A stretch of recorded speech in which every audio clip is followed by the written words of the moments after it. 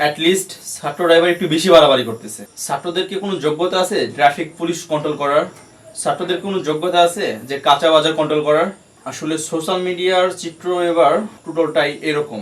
আমি একটা বিষয় আগে একটু অ্যালার্ট করে রাখি, যাদের সমালোচনা শোনার ধৈর্য শক্তি কম তারা এই ভিডিওটাকে স্কিপ করতে পারেন। তেল মারার সুযোগ নেই, কাউকে তেল মায়ের এই পর্যায়ে আসি নাই, আর কাউকে তেল মারবও না, কারণ সাদাকে সাদা কালোকে কালো বলতে হবে। 2-3 দিন আগেও ছাত্ররা যখন রাস্তায় মোড়ে মোড়ে দাঁড়িয়ে ট্রাফিক নিয়ন্ত্রণ করতেছিল, কি প্রশংসা সবার, তাই না? সোশ্যাল মিডিয়া জুড়ে শুধু তাদের প্রশংসায় পঞ্চম চারদিকে ছিল। অবশ্য প্রশংসার দাবি রাখে তারা, কিন্তু গতকাল থেকে সোশ্যাল মিডিয়া জুড়ে এই ট্রাফিককে কেন্দ্র করে এমন কিছু নেগেটিভ পোস্ট আমি দেখেছি, যার কারণে আজকে এই ভিডিওটা করতে বাধ্য হচ্ছি। আদৌ আমরা যা চাচ্ছি এই উন্নতি সাধন করা কি সম্ভব যদি আমাদের মানসিকতা এমন থাকে? এখানে আমি দুপক্ষের দোষ নিয়ে কিছু কথা বলবো, সাধারণ জনগণ এবং ছাত্ররা। সো আমি কালকে যখন সোশ্যাল মিডিয়াতে স্ক্রলিং করতেছিলাম, গ্রুপে গ্রুপে ছাত্রদের এই ট্রাফিক নিয়ন্ত্রণের যে বিষয়টা আছে সেটা নিয়ে খুব নেগেটিভ পোস্ট পাচ্ছি। ট্রাফিকের যে কার্যক্রম সেটা নিয়ে অনেকের অনেক অভিযোগ। একই টাইপের পোস্ট শুধু কপি পেস্ট করা বিভিন্ন গ্রুপে গ্রুপে। প্রত্যেকটা পোস্টের কমেন্ট সেকশনে গিয়ে দেখি যে না, সকলেই আলাদা আলাদা আলাদা করে স্টুডেন্টদের বিরুদ্ধে এই ট্রাফিক নিয়ন্ত্রণ করা নিয়ে নানান ধরনের অভিযোগ জানাচ্ছে।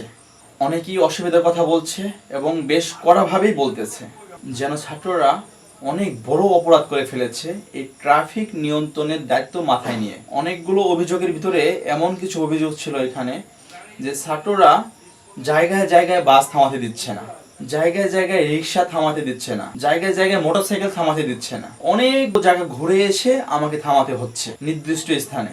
এক জায়গায় জটলা করে সবাই কেন দাঁড়িয়ে আছে? মোটরসাইকেল আমার, আমি একটু ওভারটেক করতে না করতে ছাত্ররা খেপে গেছে, তারা আমার রিক্সাটা পর্যন্ত যেতে দেয়নি। মেয়েরা কি আদৌ এখানে ট্রাফিক নিয়ন্ত্রণ করতে আসে নাকি সেলফি বা টিকটক করতে আসে? ছাত্রদের কি যোগ্যতা আছে যে ট্রাফিক নিয়ন্ত্রণ করার? যোগ্যতা নিয়ে প্রশ্ন তোলেন। আপনার যদি এতই যোগ্যতা থাকে তাহলে আপনি কেন এই দায়িত্ব নেননি আগে? যারা অভিযোগ জানাচ্ছেন তাদেরকে আমি বলি, ছাত্ররা যে ট্রাফিকের দায়িত্বগুলো পালন করতেছিল বা করতেছে, এর অল্টারনেটিভ অপশন আপনার কাছে ছিল না আছে?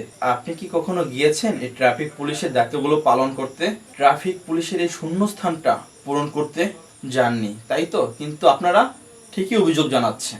আমি মানছি অসুবিধা হচ্ছে, অসুবিধা অনেক রকম আছে, কিন্তু এই অসুবিধাগুলোকে আপনি অভিযোগ আকারে তুলে ধরে ওইসব ছাত্রছাত্রীদেরকে চার্জ করতে পারেন না, তাদেরকে অপরাধী বানাতে পারেন না। অসুবিধা থাকাটা খুবই স্বাভাবিক। ফার্স্ট অফ অল তারা কেউ ট্রেনিং প্রাপ্ত না, কেউ শিখে আসেনি ট্রাফিকের দায়িত্ব কিভাবে পালন করতে হয়, বাট তারপরেও তারা করছে এবং তারা কিছু রুল তৈরি করছে। বামের লেনের গাড়ি এদিকে থাকবে, ডানের লেনের গাড়ি এখানে থাকবে এবং ইমার্জেন্সি লেনটা এভাবে থাকবে। কিন্তু আমরা যে খাচ্চর বাঙালি, আমরা সেই রুলগুলোতে অভ্যস্ত না, এই কারণে হয়তো আমাদের অস্বস্তি লাগতেছে। এবং আমাদের একটা সমস্যা আছে, সেই সমস্যাটা কি জানেন? আমরা অনেক সুবিধা খুঁজি এবং এই সুবিধাগুলো খুঁজতে খুঁজতে এমন একটা অবস্থা, আমাদের স্বার্থে যখন আঘাত লাগে তখনই আমাদের মাথা গরম হয়ে যায় এবং আমরা করি অভিযোগ। প্রথমে সকলের ভালো লাগতেছিল, কিন্তু পরে যখন দেখা গেল পাশ কাটিয়ে তো যাওয়া যাচ্ছে না, আর কত এভাবে কি ভালো লাগে? একটু পাশ কাটিয়ে যাব না, একটু রং রোডে কি গাড়ি চালাবো না? তারপর হচ্ছে যেখানে সেখানে ইউটার্ন নেওয়া যাচ্ছে না। এরপরে ধরেন পুলিশ নাই, ছাত্ররা কেন আমাকে হেলমেট ছাড়া ধরবে? ছাত্ররা কেন আমাকে চার্জ করবে? হেলমেট ছাড়া আমি বের হতে পারতেছি না, আপনি বাইরে হেলমেট ছাড়া বের হবেন কেন? আপনি তো বলি যে বারবার নিয়ম নীতি নাই, নিয়ম নীতি নাই, নিয়ম নীতি নাই। তাহলে আপনি কেন নিয়ম নীতি তোকা করছি না ভাই?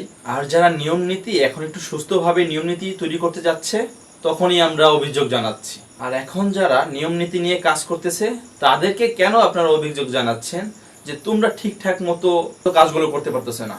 ও, তুমি যখন নিয়ম শৃঙ্খলা না মানবে তাতে কোনো অসুবিধা নেই, আর ছাত্রদের যদি কোনো ভুল ত্রুটি হয় তাহলে তোমাদের খুব অসুবিধা হয়, তোমাদের খুব বেজে যায়। কেন ভাই? আপনি ধৈর্য ধরে 5টা মিনিট দাঁড়ান না। ধরেন কাউকে যদি বামের লেন দিয়ে যাইতে বলে, বামের লেন দিয়ে ঠিকই যাচ্ছে, যখন সামনে দেখা যাচ্ছে ছাত্রছাত্রী কেউ নাই বা কোনো ট্রাফিকের কেউ নাই, তখন আবার পাশ কাটিয়ে গিয়ে ইমার্জেন্সি লাইনে চলে গেছেন, আবার আঙুল তুলতেছেন স্টুডেন্টদের উপরে। আপনি ছাত্রদেরকে আঙুল তুলতেছেন। আপনার রিক্সা বা আপনার সিএনজি যখন পিছনে আপনি বসা থাকেন, সে যদি ওভারটেক করে রং রুটে যেতে যায়, তখন তো সেই সিএনজিওয়ালা বা রিক্সাওয়ালা মামাকে বলেন না যে মামা আপনি রং রুটে কেন যাচ্ছেন। তাদেরকে তো কখনো বলেন না যে আপনি লাগে এখানে 10 মিনিট দাঁড়াবেন, কিন্তু আপনি রং রুটে যেতে পারবেন না। ও তখন আপনাদেরকে অসুবিধা নাই, কিন্তু যখন স্টুডেন্টরা দেখা যাচ্ছে প্রতিটা লেন্থ আলাদা করে দিচ্ছে, তখন যদি আপনার যাইতে যায়, তখন স্টুডেন্টদের উপরে অভিযোগ জানানো যাচ্ছে যে স্টুডেন্টরা ঠিকঠাক মতো কাজ করতে পারতেছি না।